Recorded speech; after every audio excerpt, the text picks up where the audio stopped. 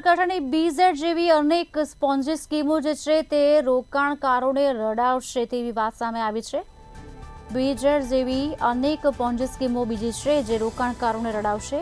બીઝેડની જે પેટા કંપની ગણાતી આરકે એન્ટરપ્રાઇઝના રોકાણકારોની વાત સામે આવી છે, જેમાં શિક્ષકોના આરકેમાં એગ્રીમેન્ટ સામે આવ્યા છે।